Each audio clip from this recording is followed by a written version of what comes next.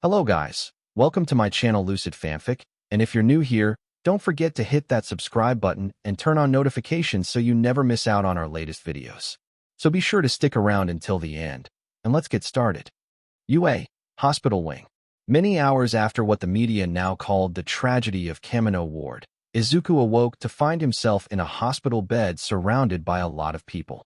Specifically, his mother and sister, Nizu, Yagi, Torino, Recovery Girl, Sakachi, Maruko, and Aizawa. Good morning. Izuku greets them with a smile, but none return it. Izuku Midoriya, you are in big trouble, young man.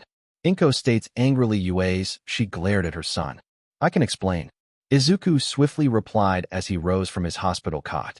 Not yet, young man. You have someone you scared to apologize to. Inko explains as Eri runs up and hugs him. I was scared, and then you left to go fight that big monster. You dummy head. Eri cried as she pulled out of the hug and began to hit Izuku as hard as her little hands could. You're right, Eri. I am an absolute dummy head. But I pinky promise not to do it again. Izuku replied as Eri ceased her unbridled assault. She then looked up and gave him the puppy dog eyes which hit him right in the feels. And I'll buy you some ice cream. Are we good now? Izuku reinforced, getting a small smile out of Eri. Okay, I forgive you. She replies as they pinky promise.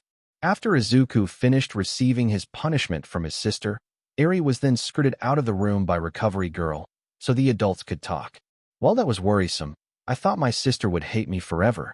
I'm glad we've cleared that up. See you all next semester. I'ma go get dressed.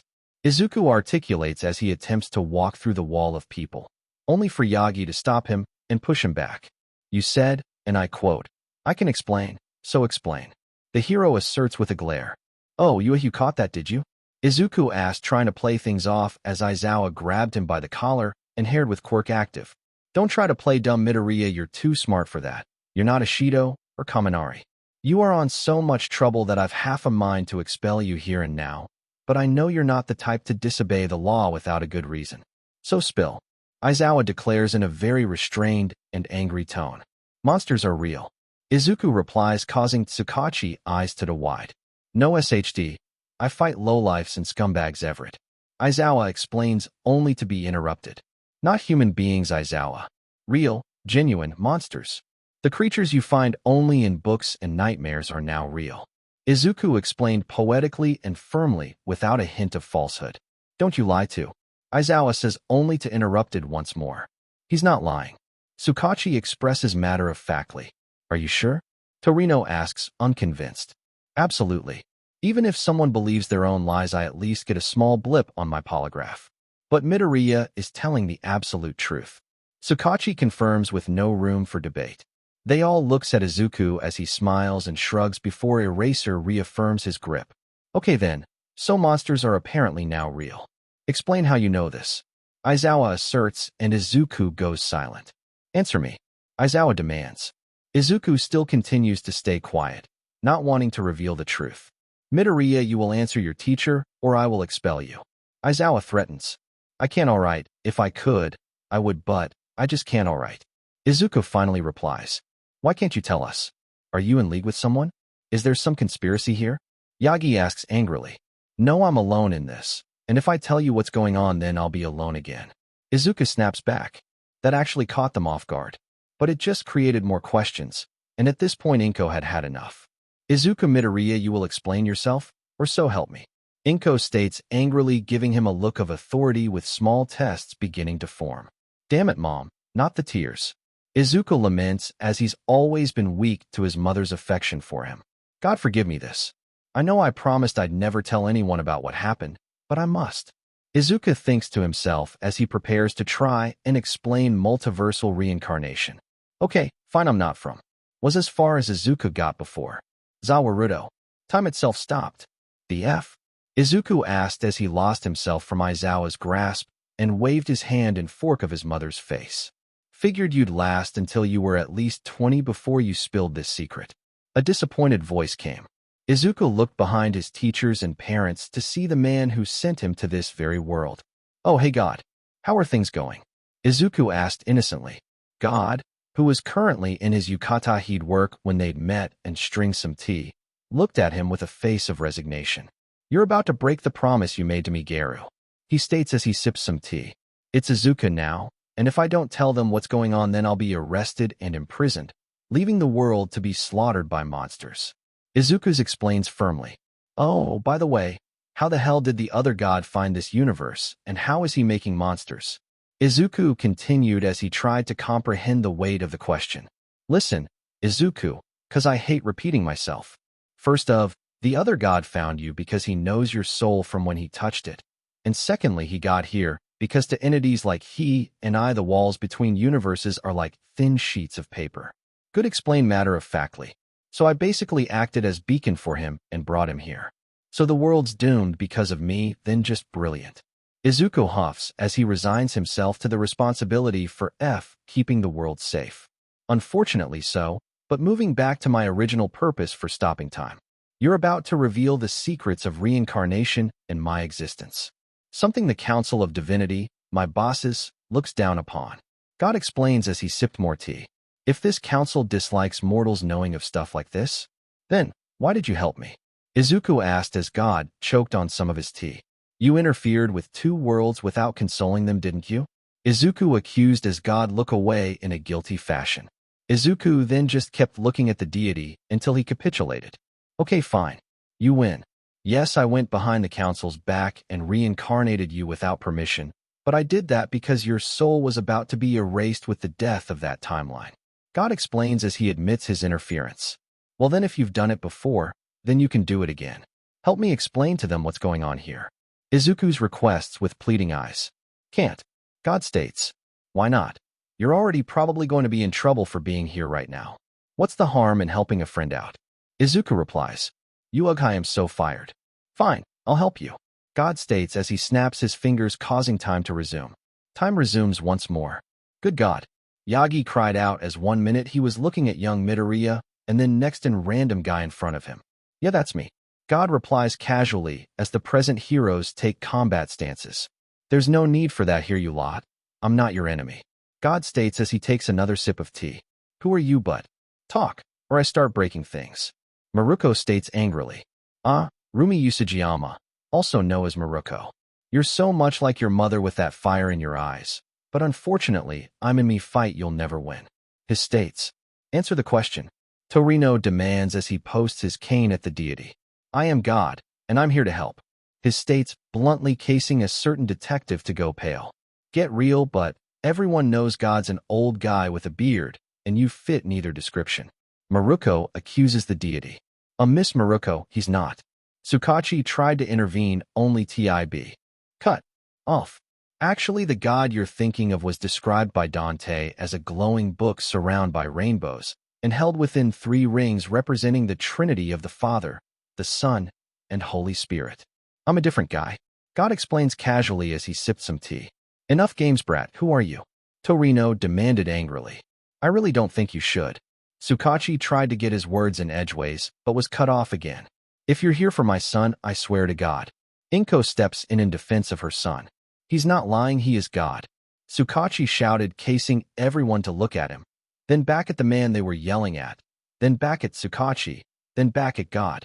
Is it possible to ask for forgiveness? Maruko asked as the deity looked at them. Immediately they all fell to their knees. Sans Nizu, who was intrigued and had been suspiciously quiet, and began groveling. Oh, don't grovel. If there's one thing I can't stand, it's people groveling. God states. Forgive us, Lord, we're terribly sorry. Yagi states only to be interrupted. And don't apologize.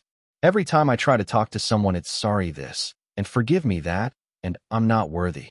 God complains as he sees the group now averting their gaze. What are you doing now? He asks, exasperated, already knowing the answer. We are averting our eyes, Lord. Inko states as she tries to remember her RPE classes from high school. Well, don't. It's like those miserable psalms, they're so depressing. Now knock it off. God complains again before sensing they stop it.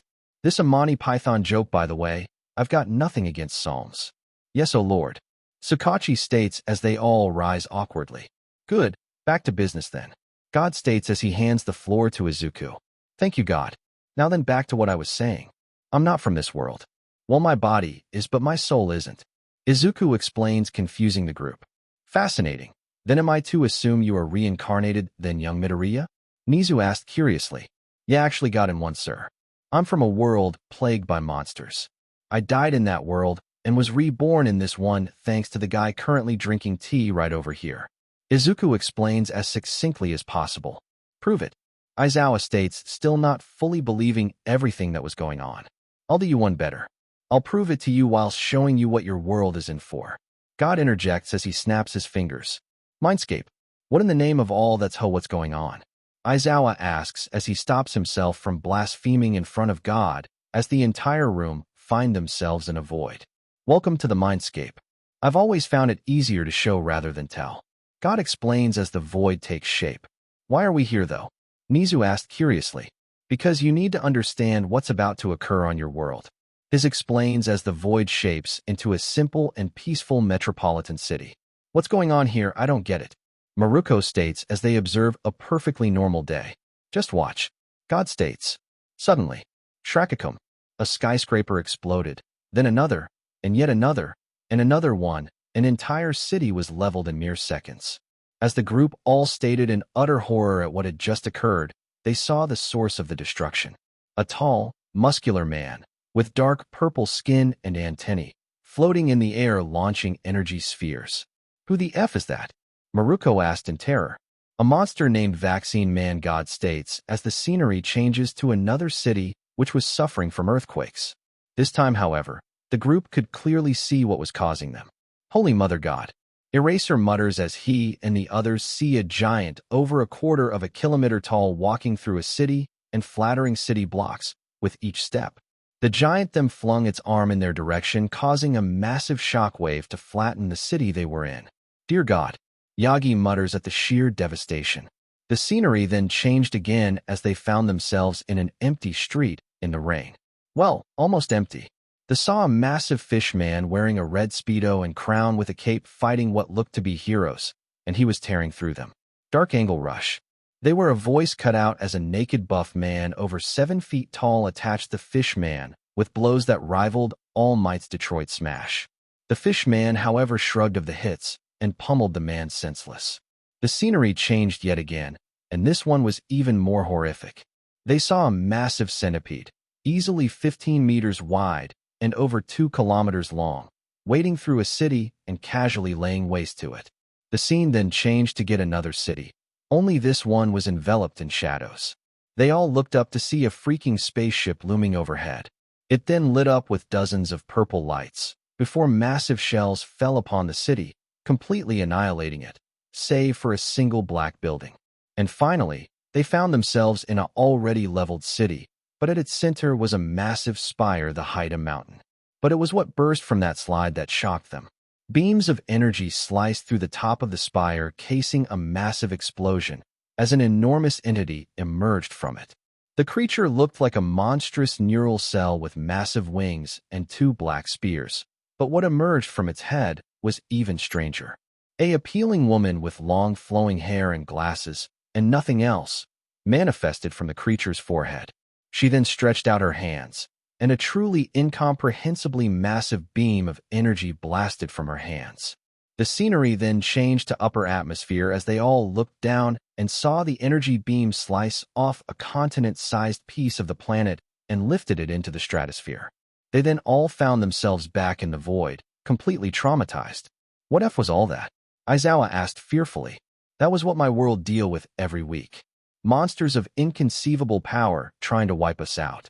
Izuku explains calmly. Were all of them that strong? Tsukachi asked as he tried to remain calm in the face of what he'd seen. Not all of them. In fact, most were rather weak. What you saw was a collection of demon and dragon-level monsters, and one near-god-level monster. Izuku explained. But we saw heroes fighting the fish monster. Aren't there more? Yagi asked. Correct. On my old world, we had the Hero Association, which had well over 1,000 heroes. Izuku replied, bring a bit of hope back to room. However, none had quirks, and very few had real powers. Izuku continued, a world without quirks, and they have to endure monsters worse than anything than worlds ever seen. How did they survive? Yagi asked desperately. Training, cyber augmentation, and a hell of a lot of willpower. Izuku explained as the void began changing again. This time the group saw, not devastation and despair, but hope. They saw a blonde cyborgs fighting and frying the fish monster. They saw a young man with a pompadour and metal bat fighting the centipede. They saw a trio of heroes facing down Vaccine Man. They saw heroes of all types fighting and massacring monsters, all without quirks. This is incredible. They're all so strong. Yagi states, "You ain't seen nothing yet. Let me show you the S-Class." God states as multiple viewing areas manifested and showed this S-Class. They were even more impressive. The group saw a samurai slicing apart monsters in the blink of an eye. They saw two old men shatter the carapace of the centipede. They saw a man made of pure muscle in a black Speedo ignore an entire building falling on him and just dust himself off. They saw a ninja moving faster than they could comprehend and slaying monsters before they even realized they'd died. They saw a man with gray skin fighting a vampire whilst regenerating from wounds that would kill an ordinary person tenfold. Everything from ruptured arteries to a broken neck and a destroyed brain. The man just kept going. They saw a child no older than 12 with technology beyond their understanding fighting a man in a bird costume who was on fire using a giant mech. They saw a gunmetal cyclopean machine which could transform into specialized combat modes fighting a humanoid cat. They saw a man so fat he made fat gum look skinny, literally eating monsters. They saw a green-haired little girl in a black dress tank the planet cutting blast, and then twist up the entire city, including the massive monster, like a bloody rag using only her mind. Amazing. Are they really all quirkless? I doubt I could even fight one of them. Miruko remarks in awe of the heroes. Yup, all quirkless. In fact, the closest thing to quirk in this world is being an Esper, which is what Tatsumaki there is. Izuku explains as he points to the green-haired girl. This is utterly insane. These heroes could probably take on 1,000,000 AFOs and not break a sweat. Torino comments as he sees the pinnacles of humanity face impossible odds. You're correct in that assumption, Torino, but even these heroes have their limits. God states as the group is shown the S-Class beaten and bleeding, but still fighting a group of monsters. The monsters were a menagerie of utter weirdness.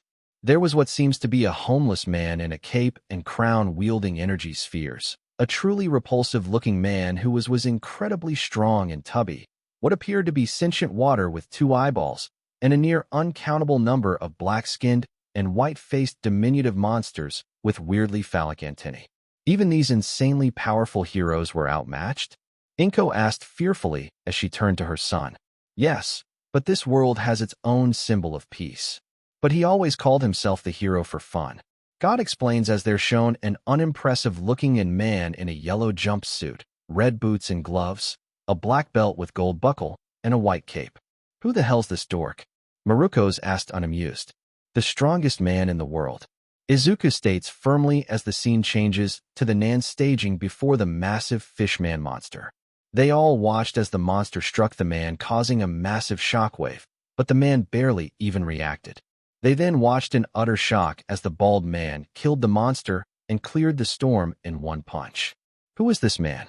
Yagi asked in awe of his strength. Saitama, the hero for fun, also known as Caped Baldy, but in time he attained a true moniker One Punch Man. God states as the group is shown a montage of this man's impossible strength. Every monster he fought died in a one punch. The centipede, obliterated. Vaccine Man, annihilated. A massive horned beetle man splattered. A city-destroying meteorite shattered. The giant, neck snapped. A massive monster king called Orochi who was made of dragons and fire. One shot without a care in the world. Holy cow, this guy he's on a completely different level than the others. Maruko states in awe of Saitama's strength. He's not just strong though. God states as he shows the group Saitama's fight against the Dominator of the universe, Boros. They watched as Saitama punched the alien, who actually managed to survive, and then get into an actual scrap with him. The fight moved a breakneck pace, so fast in fact that God actually slowed it down to let the others watch. Saitama took all of Boros' hits like they were nothing, even punching off the alien's arm. The fight moved to the roof of the ship and Boros showed off his regenerative abilities before then transforming into a new white form and getting even stronger and much faster. The alien then completely controlled the fight as he threw Saitama around like a rag doll, before eventually kicking him straight to the moon. The group was completely lost for words as they followed the hero's trajectory and watched as he simply held his breath in the unforgiving vacuum to survive. And then, he jumped all the way back to Earth. They watched as Saitama landed back on the ship and Boros stayed in utter shock at the hero's nonchalant presence. Boros then charged Saitama, getting another punch for his troubles, which was followed up with a consecutive barrage of punches which splattered the alien conqueror, but even then, he didn't give in. Boros pulled himself back together and primed his final attack. "I will defeat you," the alien shouted. "All of my energy will be released, blasting you, and this planet straight to hell." Boros cries out with intent to obliterate the Earth, as energy explodes from his body before condensing back into himself. "Collapsing star, roaring cannon," he yelled as the planet-busting beam fired straight at Saitama, who looked completely unfazed. "In that case, I'll use my own final move. Killer move, serious punch," Saitama states casually as his fist splits the planet-breaking beam and the shockwave which destroys Boros and splits the atmosphere. "Holy SHD, he's. Miruko states completely lost for words. "He's the strongest hero," Yagi states as he admires Saitama's inconceivable and boundless power. This is all well and good as well as traumatic. But where does Midoriya come into this? Sakachi asked. "I'll let Midoriya tell you that himself." God replies as he hangs control over the void to Izuku. The scene showed a young boy with white V-shaped hair being bullied by some kids on a playground. It then showed the boy trying to fight back and being scolded for it by both teachers and parents alike. Then it showed the boy climbing the steps of a tall mountain to find a martial arts sanctuary and being taken it by its kind old MSTR. However, things took a turn when the scene changed to the boy, now a young man, standing over the defeated bodies of his peers. The scene then changed to show the young man in a room full of criminals and a few heroes, who he brutally defeated, leaving all of them hospitalized. Then it showed him fighting a muscular man in a tank top along with a gang of others on tank tops, as well as a hero on a bicycle. He brutally beat them all as well. "Holy hell, who is this disturbed brat?" Torino asked as he condemned the young man's actions. "That was me. My name was Garou, and I was the hero hunter and the human monster," Izuku explained. "What?" Inko asked fearfully as they watched Garou fight the pompadour hero in the street, and then a hero on dog outfit. "I saw heroes as bullies and set out to end all the fighting between man and monster," Izuku explained as they saw Garou fight a team of heroes in a forest. "How did you plan to do that, young Midoriya?" Nizu asked, intrigued at the boy's motives, as he seemed to be hanging out with a kid with shaved patch of hair. "I planned to become the first threat-level god monster and scare the world straight. I wanted to force man and monster to put their squabbling aside to kill me," Izuku explained as they watched Garou lose to a duo of monsters, one a man in bandages with blades for hands, and large humanoid bug monster. "You wanted to end all the pain by sacrificing yourself?" Aizawa asked as they watched Garou invade an underground hideout and kill the bandages monster who was about to kill the child from earlier. "Who is this boy you keep running into?" Tsukachi asked curiously. As Garou and boy ran into more weird monsters, consisting of a humanoid mouse man, a shower-headed humanoid with a valve on its chest, and a humanoid made of keratin with an elongated horned head. "His name's Terio, and honestly, I don't know why he kept hanging around me. Maybe it was because I helped him with some bullies, or because I saved him from monsters so many times. Either way, he was probably the closest thing to a friend I'd ever had," Izuku replied as they watched as Garou and Terio ran from a massive, black-furred, six-eyed dog who spat devastating fireballs. "What happened afterwards?" Sakachi asked. The void then showed Garou fighting against Orochi and losing to the massive monster who managed to copy his martial arts at a glance. The scene then showed him in chains being discovered by the same naked man from earlier, and then him beating the man senseless.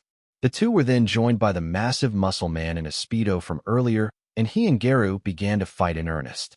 The fight was epic, but Garou soon gained the upper hand only to suddenly stop fighting. "Why'd you stop?" Miruko asked. "He was scared. It reminded me of when I was bullied. I hate bullies, so stopped myself from becoming one," Izuku explains as Garou was suddenly buried by rubble. "How the hell do you survive that?" Torino asked as they watched Garou get buried alive. Same way I survived everything else I evolved. Izuku explained as the scene changed to a devastated battlefield covered in monsters and injured heroes. What happened here? Miruko asked, wondering what could have caused this devastation. The cadres came out in full force. God replied as they saw various fights between the S-Class and the cadres. Cadres? Yagi asked. The Monster Association's leaders and elite. The dragon-level monsters, all much stronger than even AFO was. God explained as the group is shown the cadres. Some they'd already seen before, but amongst their numbers were some truly terrifying entities. A humanoid over 20 feet tall with 4 eyes covered in spiky skin and showed skill in martial arts. An anthropomorphic cat man who could flatten and thin his body. A creature so far it made Fat Gum look slim with only mouth that relentlessly kept eating, and a fat pink 4-armed cyclops with psychic peepers being controlled by another human. Wait, they're all stronger than AFO? Tsukachi asked on horror. By leagues and miles. Izuku affirms. So where were you? I mean Garou at this point? Inko asked. Right over there. Izuku pointed out as the scene changed to show Garou's new form. The young man had been covered with hardened armor and now had glowing eyes. His mouth had seemed shut, and his veins glowed with his eyes. The group watched as this new form fought the 2 old martial artists from earlier and managed to come out on top. Even with the aid of a psychic, Garou's strength and skill was too much for the old MSTRS. How old are those 2 warriors? Torino asked. MSTR Bang was 81 when we fought here, and his brother was only a bit older. I'm fairly certain that had they been in their prime, they've kicked my butt. Izuku explained. Oh God, there are more scary old men. Yagi muttered in fear of the 2 old MSDRS as they reminded him of Torino's training. This Bang character appeared to be helping you, young Midoriya. What was that? Nizu asked. Because despite everything I'd done, he still believed in me. Izuku replied as he remembered the fight and how Bang kept helping him with his stance. The group then saw the ugly monster, now covered in stomach bile, approach the unconscious Bang as Garou looked to be undergoing a crisis of sorts. As the monster was about to kill Bang, Garou howled to the sky and attacked, punching a hole through the monster, killing it. Before then racing towards the other monsters. Garou sent a platinum humanoid flying and splashed the living water after deflecting its water cannons in less than a second. Garou was then jumped by both the platinum monster and what looked to be a ninja, and they began a 3-way fight in which their speed began creating constellations. How fast are they moving? Aizawa asked, completely bewildered. 4.3 times the speed of light. God states. The group all continued to watch, utterly bewildered at the sheer scale of the fight they were watching. Eventually both the ninja and monster were defeated, but Garou still wasn't finished fighting. Suddenly the scene changed to show a truly, tremendously massive centipede emerge from the ground as the ocean came to life. Jesus Christ! What the hell are those things? Tsukachi cried out in terror of both monsters. Sage Centipede and Evil Ocean Water. 2 of God's apostles. The other one, not me. God explains. The group watched as Garou and the Pompadour hero from earlier fought the massive centipede while Saitama punched the water, immediately beating the monster. During the fight, Garou and the Pompadour hero would work together to save Chopper full of injured heroes escape, as well as pummel the massive monster using resonance and amplification. That technique. You and I used that against Wolfram on I Island, young Midoriya. Yagi pointed out. Yup, but the best bit's coming up. Izuku replies as he points to a Garou who'd turn out the centipede's regeneration core and threw Orc into the upper atmosphere, causing the monster to rush as free, it revealing its full length. Christ, just how long is that monster? Inko asked fearfully. Almost 700 kilometers long. God states. The group then watched as Garou dashed up the monster's back, jumped onto the core, and launched himself at the monster, and then split it in half with a karate chop. The group was left speechless after that. Just how could this fight get more impossible? As Garou landed, Saitama arrived. The 2 strongest are about to clash. Yagi points out. The group watched as initially Saitama dismissed Garou as the hero, didn't see him as a monster, even pointing out how he was a hero for saving both the Chopper and a fellow hero. Garou dismissed this, and unfortunately the hero hunter decided to strike first. Slam. and got a punch to the face for his troubles. The two dukes it out a bit until Saitama punched Garou towards Terio's location, causing the boy to run towards his friend. Said friend who was now mutating. The group watched as Garou monsterized further and grew much larger. His new form resembled his old one, only much larger and bulkier. However, despite his obvious fear, Terio spiked to Garou with kindness as the hero hunter tries to explain that he wasn't a hero. Saitama then showed up and called Garou out, and called his new look a papier-mâché costume. The hero then called Garou a chicken and got punched for it, only to return the attack with a slap, launching the hunter away. Saitama then asked if Terio wanted him to stop Garou but not kill him, to which the boy nodded and the hero accepted. The two combatants then fought an epic battle in the ruins of the city, with Garou unable to gain an edge of his opponent. However, he did manage to finally land an attack. God Slayer Ascending Attack, which launched the hero into a skyscraper, dislodging its foundations, and sending it into another skyscraper, dislodging that one as well, before all three buildings collapsed on Saitama. As the hunter announced his victory, however, the dust cleared to show a completely uninjured hero. Before the fight could reignite, however, the two fighters were distracted by a group of officials in charge of evacuation who'd been trapped underground, having been inadvertently freed by Garou's attack. The people thanked Saitama, but he insisted they thank Garou instead, which they did with some hesitancy. After the officials left, Saitama once again pointed out how good Garou was at hero work, angering the hunter and causing him to ask if Saitama was mocking him, and punching the hero again. The two then proceeded to begin fighting again, with the battle ending up in the sky as Garou mutated even further, sprouting wings and his hair becoming curved horns. This new form would end up launching Saitama into an active volcano, and subsequently obliterating it, and inadvertently saving an entire town who were about to be made homeless by it. Are you sure these were all accidental actions, young Midoriya? It seems to me you've always had a propensity for saving lives.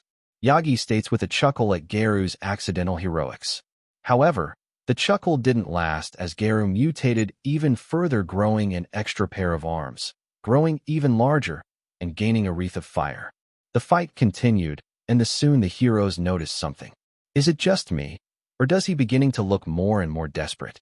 Maruko asked as they watched Garou struggle. It's not just you. He's losing patience with this Saitama character. Aizawa states, I tried everything at this point. Strength, speed, skill, agility, maneuverability, nothing was working, so I tried destructive power. Izuku explained as Garou grabbed Saitama, put his lower arms behind his back, fired energy, and rocketed Saitama into a mountain. Extreme FA gene, and flattened it. The scene then showed an X-ray of planet as the impact hit the tectonic plates. The shockwaves pierced the entire planet, rippling through the crust, the mantle, the outer core, the inner core, and then reached the other side of globe. The attack shifted tectonic plates on the opposite side of the planet, which also ended up inadvertently saving a large number of people who'd crashed in the ocean, as they soon found themselves on dry land. Incredible work, young Midoriya. Even I could never save people like that.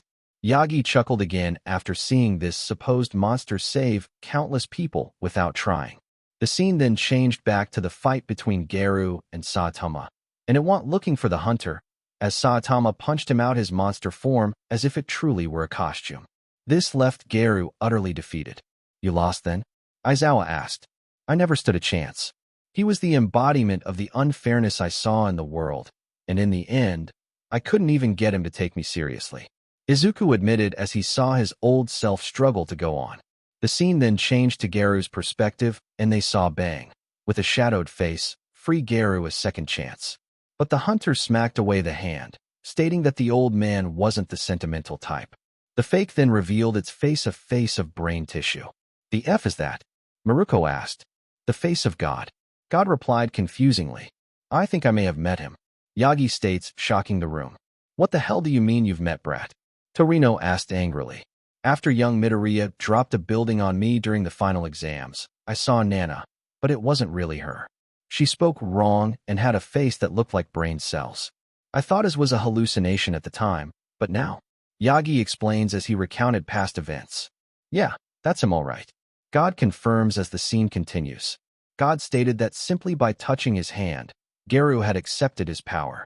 They then watched as Garou, who had been floating, fell as landed in front of Saitama, having changed once again. He now looked like a living universe, covered in starry lights and galaxies. They witnessed cosmic fear Garou. Then, suddenly, Shrakakumum, a nuclear explosion rocked the area. Then, another one, and another, and another, and another, and another, and they chained together. A line of nuclear explosions rising into the air. What power did that BSDRD give you, kid? Torino asked. He gave me cosmic knowledge of the flow of all energy in the universe. I used that knowledge to create a new style all-life eradication fist. What you see is my nuclear fission fist technique. Izuku explained as they watched the atomic light show. They then watched as Garou, somehow, copied Saitama's strength and style before using one of the hero's own techniques. Consecutive normal punches.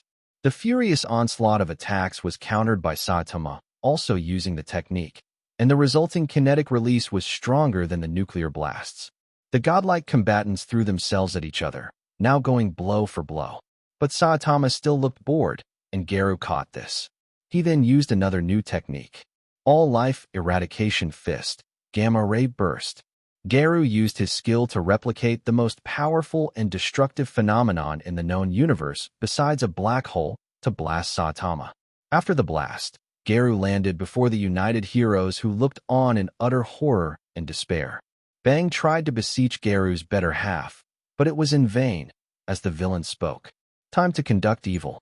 Garou stares as he approached the fearing heroes. But in the end, he wouldn't need to, as the heroes began suffering from nosebleeds and hair loss, before falling down on their own. What's happening? Why are the berries falling like that? Aizawa asked confused. Cosmic rays. Izuku replied as he watched the scene with regret filling his heart. What? Yagi asked. I'll let the newcomer explain. Izuku replied as he pointed to the sudden appearance of Black Hole. From the phenomenon stepped a hardened man in battle gear, cool shades, and a cape. He had an orb in his chest with Blast written on it. This Blast character explained that due to taking God's power, he'd become poisonous to all life as he now emitted deadly levels of cosmic radiation. The man pointed TI-strewn bodies of the bleeding heroes. Oh God, are they? Inko stated to mortified to ask. Yes, they're dead. I killed them just by standing there. Izuku replied regretfully as he cursed his actions. The group then watched as Blast stepped up to fight Garou after telling Bang to stay back for his own safety. But he would have to wait, as a sudden newcomer intervened first. The cyborg from earlier scenes, without any limbs, rocketed towards Garou and headbutt him, only to inflict no damage and be grabbed by Garou. Blast tried to attack Garou with his dimension cannon and used his hyperspace gates to place the villain favorable attack positions, Brute using his gravity knuckle to punch Garou. Eventually, after pummeling the villain, Blast locked Garou in between two gates before closing them together. However, that wouldn't stop the cosmic villain, as a rip in space-time appeared before a full gate opened and Garou emerged with both nuclear fission fist and gravity knuckle active. The two then began fighting again, with Garou unleashing combo attacks and Blast using gates to redirect them. Eventually, the gates overloaded and through Blast, letting Garou breath, the fire grabbing the cyborg again. Garou raised his arm and aimed at the hero before. No, don't. Yagi cried out as his heroic instincts kicked in, and he tried to save the cyborg, only to pass through the images. Chunk. Garou then impaled the cyborg, tearing out his core. Why? Inko asked her so with teary eyes. Izuku just went quiet. The scene then began to rain, as Saitama returned only to see his disciple dead. The normally calm and bored Saitama now had a blank face that screamed a million emotions. I've got a bad feeling about this, Maruko states as the group instinctively back away from the powerful hero. Garou then mocked Saitama, calling him late, before throwing him the core of his disciple. Saitama then questioned if he really had a hero's intuition and clenched his fist with a face of pure seriousness. Film. Before then throwing a serious punch in Garou's direction. In turn, the villain copied Saitama again and used the same technique, with both attacks now on a collision course. Blast cried out that the energy would obliterate the earth. He quickly opened a gate to try and relocate the attack. But he was too slow, and the gate only took them a few kilometers above the surface as the attacks collided. Serious punch squared. Blast was thrown by force of the collision and only managed to regain some semblance of control over the gate with aid from his associates. They all poured their energy into the gate to redirect the force of the punch collision. Whee! The energy blast fired away from Earth. Thank God they managed to redirect that attack and avoid damages. Aizawa stated. Not entirely. God points out as he gestures to behind the Earth as the scene changes. What that group saw traumatized them. A void in the vastness of space where once countless stars and planets had sat was now completely empty, erased. Impossible. Tsukachi squeaked as he tried to comprehend the sheer power they were witnessing. Oh, we're not done just yet. God points out as the scene changes to an alien landscape. Where the hell are we now? Maruko asked. I think I know young Maruko. Nexus states as they see in the sky Jupiter. The group found themselves on one of Jupiter's moons, Io. They saw Garou and Saitama casually speaking on the hostile planet and preparing to fight once more. Saitama tried to store the core of Genos but couldn't, so he decided to keep a hold of it and fight using only one hand. However, Garou had other plans as he opened a gate below Saitama only for the hero to kick it away like a physical object. Slam. And then punch Garou off the moon. Garou tried to use a gate to return and sneak attack Saitama, but the hero moved the gate to make him miss before punching him again. Saitama then insults Garou by calling his technique and ultimate martial arts little tricks. In response, Garou rose and swiftly attacked Saitama, using every technique at his disposal. Roaring aura sky ripping, water stream rock smashing, exploding heart release, whirlwind iron cutting, nuclear fission, gravity knuckle. The combination of attacks caused a massive release of energy that covered the landscape in dust and shredded Saitama's costume. But the hero himself was unharmed and began preparing a counterattack. Killer move, serious table flip. With one hand, Saitama ripped the moon's surface off its mantle, and the cascading destruction tore the moon asunder. Saitama then used the Luna debris as springboards to enact another attack. Killer move, serious omnidirectional serious punch. Saitama appeared in multiple places simultaneously with a reared back fist the punch Garou. The villain only barely escaped using a gate, but Saitama followed him and got off one punch. That one attack sent Garou spiraling throughout the debris, bouncing of each price like a pinball. After barely recovering, Garou tried to gain his bearings, but to no avail, as Saitama punched him again. The two other then got info a serious punch slugging match, with the two of them throwing everything they had at one another. But it was clear Saitama was growing faster than Garou, and soon swiftly became too strong again. Garou threw a punch at Saitama, which the hero easily caught. Then suddenly, Chew! Saitama sneezed with such incomprehensible force that it punched through to Jupiter's core. After seeing that, Garou immediately fled in fear, using the sun to locate his position and gates to get back to Earth. Only he was followed. Saitama had used a fart to propel himself into Garou's gate and followed him before then punching him back down to Earth. As Garou lay there, utterly defeated, he told Saitama to just get it over with and kill him. You lost all hope, Yagi stated as he looked to Izuku, who was crying. Saitama told Garou that it as Terio's final request to not kill Garou. Wait, finally request? What does he mean? Inko asked as Izuku pointed to a specific location with tears in his eyes. There lay Terio dead. The sight of the child's body shocked the group and sent Garou spiraling. The villain ran in fear of his own actions, only to stumble and fall, crying out that it is all his fault. I'm that omnibus future, huh? Garou said as he lay there in a pool of his own tears. The two enemies then simply spoke to one another, finding common ground in their need for compassion and companionship, Saitama and Genos, and Garou and Terio. Garou then stood and asked Saitama to help him. The hero agreed, and Garou showed him a technique to transverse time itself. However, God wouldn't allow that. The scene showed Garou turning to salt as he told Saitama to focus and to prevent the ominous future before turning completely to salt and crumbling away. Hospital. As the mindscape melted away and they all retrieved to normal reality, Izuku couldn't help but feel fearful. His teachers and mother now knew his past life. They'd seen what he'd done. They saw him kill innocent people. I assume you'll want to expel me. Izuku states, accepting whatever fate had in store for him. Now, my dear student, why on earth would I do that? Nizu asked, carving Izuku off guard. But I hurt innocent people. I killed people. I killed Terio. Izuku states in a confused and emotional tone. Then, his mom hugged him. You wanted to end the world's pain, sweetheart, and a cruel being took advantage of you. You're not to blame. Inko states as she embraced him. But I was a monster. I killed the cyborg. I killed the heroes. I killed Terio. I thought you would hate me. Izuku cries out as tears begin to form. You're not a monster, sweetie. You're not Garou.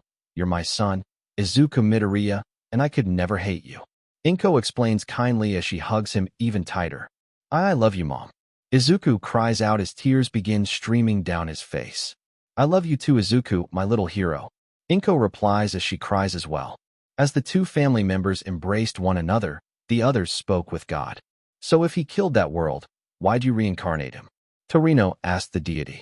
Because despite the death he caused, it wasn't purposeful. He knew not that his actions would end his world. Not only that, but when he discovered he'd killed the world, he taught Saitama how to rewind time to undo the devastation and dying in the process. God explained succinctly. So then what now? Yagi asked. Now we prepare. Izuku interjects, having gotten all his emotions out. Prepare for what? Aizawa asked. For monsters. If the other god is here, then monsters are certainly going to begin appearing. Izuku explains as he wipes his face. He's right. If those things start showing up here, then every hero on the planet needs to be warned of the coming days. I know I'm going to get my butt in gear. Miruko states firmly as she looks to Izuku. She's right. Everyone needs to be ready. I'll inform the HPSC and the government, whilst the rest of you start preparing. Tsukachi adds in a determined manner. Hold on, young Midoriya. Do you have any information on what causes monsters to manifest? Any way to scale them? Nizu asked. Sure. Monsters, as far as we knew on my old world, come about through humans sacrificing their humanity for selfish reasons like obsession and power. As for scaling them, the Hero Association create a grading scale starting with wolf level, then tiger level, followed by demon level, then dragon level, and lastly god level. Each level becomes increasingly more deadly, from threatening a few civilians to being a danger to the entire planet. I'll also add information on monster types like Ugmans and costume monsters. Izuku explains in detail. What about this other god? What about him? What can he do? Yagi asked. No clue, never fought him. But as you saw, he can turn into other people try and get you to take his hand. Izuku explains. Much like what he tried to do to me. Yagi states. So then now what? Miruko asked. Izuku then looked to the deity. Can you help us? He asked. Not directly. Even now I'm probably going to be a whole heap of trouble with my bosses. But what the heck? In for a penny, on for a pound. I'll give you guys a little help, snap. God explains as he snapped his fingers. What did you just do? Aizawa asked curiously. I just altered human potential. Now you can surpass your limitations just like the heroes of the other world. God explained before disappearing. After that whole experience, the group decided to take a day to fully recover and absorb what they'd just been through. However, before everyone parted ways, Izuku asked Nizu if he could change his hero name, and the rodent dean agreed. Midoriya household. So what did you change your name to, big brother? Eri asked, having been waiting for Izuku to tell her the entire car ride home. Yes, I'd very much like to know that too, sweetie. Inko added as they arrived home. As they got indoors, Izuku handed his mother the slip that held his new hero name. Inko and Eri then both looked at it, and it read, Quirkless Hero, God Hunter. So, this was the end of part 10 of this series. Stay tuned for next part of this series, and if you like this video, don't forget to like, share, and subscribe to our channel. Until next time.